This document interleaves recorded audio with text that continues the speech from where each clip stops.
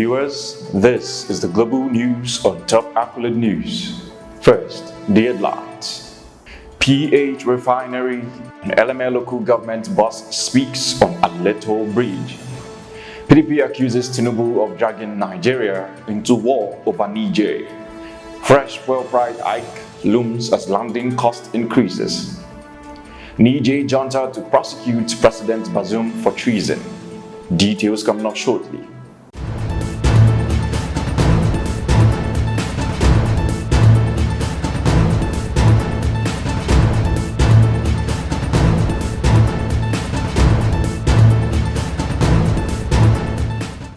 On road infrastructure, PH Refinery, LMA local government boss speaks on Aleto Bridge. The executive chairman of LMA local government area in Rivers State, Honorable Obarilomate Olo, has reacted to the dilapidated state of the Aleto Bridge, which connects LMA to the Port Harcourt refinery, several organic communities, and Akwa Ibom State. Olo, while speaking to Top Accolade News in Krokobo last Saturday, stated that the contract for the construction of the bridge had been awarded since 2014 during the tenure of former President Goodluck Ebele Jonathan, but unfortunately it has not been constructed as at August 2023 when this interview was conducted. Top Accolade News sought to know what government was doing about the bridge, particularly after President Bola Ahmed Tinubu announced that the Port Harcourt refinery will soon commence production. Let's get details from Iye Kukubo. Following recurrent accidents on the Aleto Bridge that has caused much concern among travelers on the East-West Road in the Port Harcourt axis, the executive chairman of LMA local government area, Honorable Obarilomate Olo, told Top Accolade News that he has taken some steps to ensure that the road is fixed to avoid further accidents and loss of lives and property. He said that the sum of 2.5 billion naira was initially released to Reynolds Construction Company, RCC, to embark on the project, but the project was later stalled when the federal government was unable to fund the project any further. The company, RCC, will be mobilized, they will be given some funds, and about 2.5 billion was released to them. The award that was made in 2014 or thereabouts, that's the one that we are still hitting on now.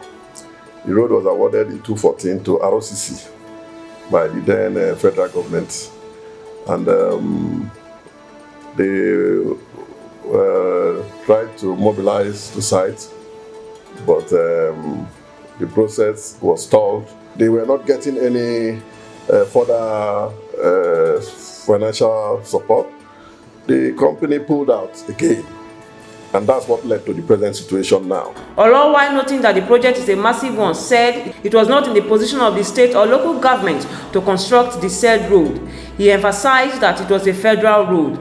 He said, however, that in a bid to manage the disturbing issues of the road and bridge, the River State government, during the tenure of Nyesom Wike in conjunction with LMA local government area, provided alternative routes for travelers to ply in order to reduce the number of casualties in the Aleto section of the East-West Road. That's a federal road. It's a massive project. The state government has done a lot. Under the leadership of His Excellency, the immediate past governor of River State, His Excellency Nyesom Wike, has been able to create new roads that are serving now as alternative to the East-West Road, LMS section of the East-West Road. It will be recalled that series of protests have been held by communities in that portion of the road. The LGA chairman recalled that former President Muhammadu Buhari had asked the Nigerian National Petroleum Company, NNPCL, to fund the construction project through its tax credit scheme in the local government. While I was still at Government House, I was told that the bridge had caved in, and we were all worried. So on getting to that point, when I saw what had happened, I immediately made a pronouncement like that the youths will be allowed to take to the road if at the end of 2 weeks nothing was done. Later on, there was a development that the NNPC should fund the job through his tax credit scheme. He also revealed that after his meeting with the management of RCC, the management of the construction company promised that funds will be released for the construction of the road last week, but that was yet to be done as at the time Top Accolade News visited him. From the development, I spoke with the managing director of RCC last week when I was in Abuja, and he said he was going to meet with the management of NNPC as of Monday last 2 weeks, and when he got back, he said the funds will be released this last week that we just ended. So I believe that that should have been done. In Port Harcourt, Top Accolade News. You're watching the news on Top Accolade News. We will go on a short break.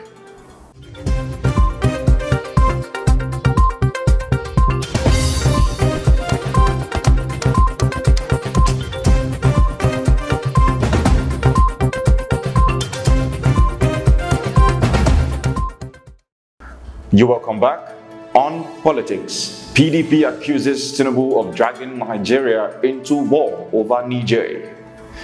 Nigeria's leading opposition party, the People's Democratic Party, PDP, has accused the Bola Tinubu-led federal government of desperately dragging Nigeria into war for ulterior motives.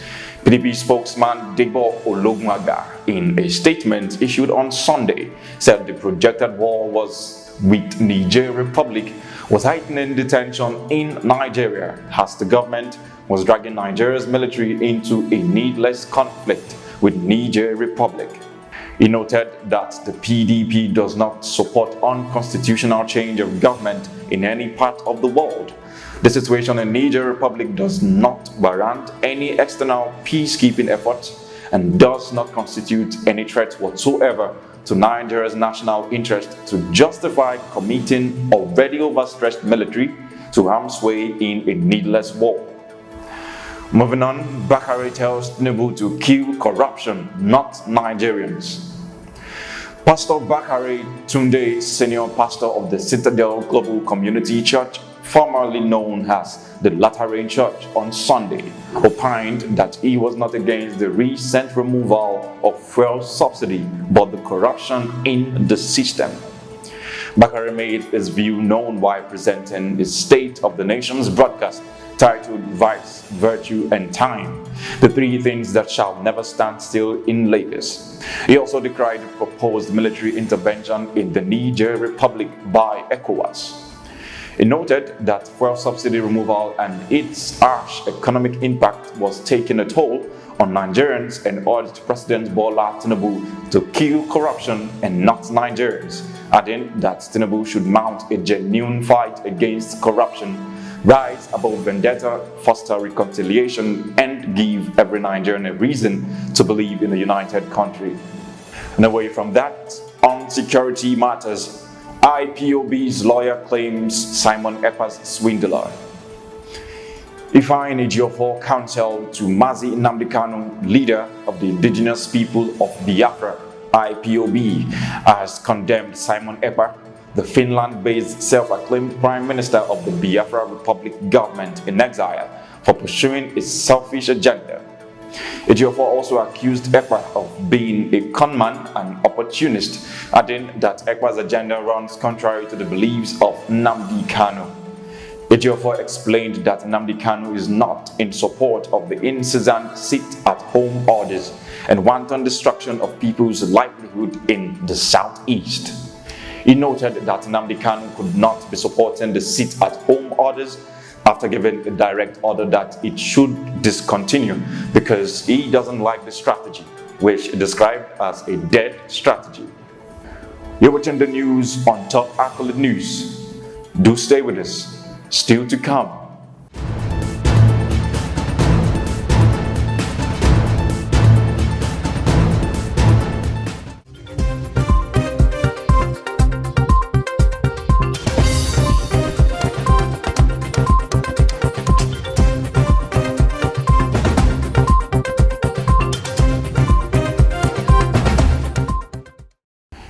Thanks for joining us. Still on the news. In business, fresh fuel price hike looms as landing cost increases by 37.4%. Financial indications continue to show that the pump price of petrol is expected to rise again, the third within 10 weeks, as reports say the landing cost of petrol rose month on month by 37.4% to 632 naira per litre in July 2023, from 460 naira per litre in June 2023. Industry sources say the landing cost for August is expected to rise further as the factors that propelled the rise in July figures have worsened as at last week. The landing cost excludes other additional costs, which includes the port-related charges, transportation logistics, and marketers' margin, which would combine to bring delivery at filling stations at nearly 700 naira per litre. Moving on, expert warns against rising adulterated aviation fuel. The Chief Operating Officer of United Nigeria Airlines, Osita Okonkwo, has called on airlines to be vigilant in order to ensure they carry audits on their aviation fuel suppliers. This call came following increasing number of unlicensed aviation fuel suppliers in the country, with the Niger Civil Aviation Authority (NCAA) saying that most oil marketers that operate in the airports across the country are not licensed. Of particular note is the recent discovery of significant amount of water in the engine of one MAX Air Boeing B737 aircraft in July 2023. Upon investigation, the NCAA identified about 3 oil companies that sold aviation jet, also called Jet A1, to Max Air and consequently suspended them. Also, the National Association of Aircraft Pilots and Engineers (NAPE), in a communique issued after their National Administrative Council and National Executive Council meeting, observed that there has been increased adulteration in aviation fuel, which has grave consequences on safety. And away from that, 13 billion naira lost weekly to border closure after Niger coup. Traders across some states in northern Nigeria are already counting their losses following the Niger coup d'etat and subsequent closure of Nigeria's border with Niger. Some estimations put the loss in revenue to about 13 billion naira weekly. This concern was expressed by the chairman of Arewa Economic Forum, Ibrahim Dandakaja, while speaking with newsmen on Sunday. He said, under normal circumstances, trading in livestock and food items within the 7 northern states bordering Niger is worth 177 billion naira. He urged the federal government to open the Niger-Ilo border in Kebbi State to allow traders to bring goods to the country. And moving on the foreign scene. Niger Junta to prosecute President Bazoum for treason. The coup leaders in Niger Republic have stated that they will prosecute ousted President Mohamed Bazoum for allegedly being involved in high treason over his exchanges with foreign heads of state and international organizations. The junta spokesperson, Colonel Ahmadou Abdurrahman, said in a statement read out on Niger's national television on Sunday that the military authorities had gathered necessary evidence to indict and prosecute Bazoum for undermining the internal and external security of Niger Republic. This move seems to be the junta's response to the Economic Community of West African States' sanction and threats of military force to ensure the return of President Bazoum to power. And away from politics, in sports, Super Falcons Uchenna Kanu launches new foundation. Super Falcons star striker Uchenna Kanu has launched a new foundation and website to give the girl child the platform to maximize her potential and sponsor ladies on scholarships to the United States of America. Kanu revealed the details on a post and accompanying video on our Instagram handle, adding that societal norms and other cultural factors almost ended her from playing soccer because many people believed that a girl should not kick a football. She expressed gratitude that she has become an inspiration and role model to young girls in my hometown who look up to her as they pursue their respective dreams. Kanu scored 1 goal in 4 appearances at the 2023 FIFA Women's World Cup and has been part of the Super Falcons since 2019.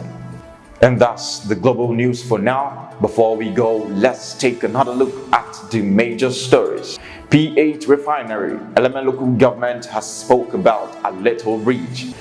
PDP accused Tinubu of dragging Nigeria into war over Niger. Fresh fuel price hike looms as landing cost increases. Niger Junta to prosecute President Bazoum for treason. Thanks for joining us. I am Jonathan Faway.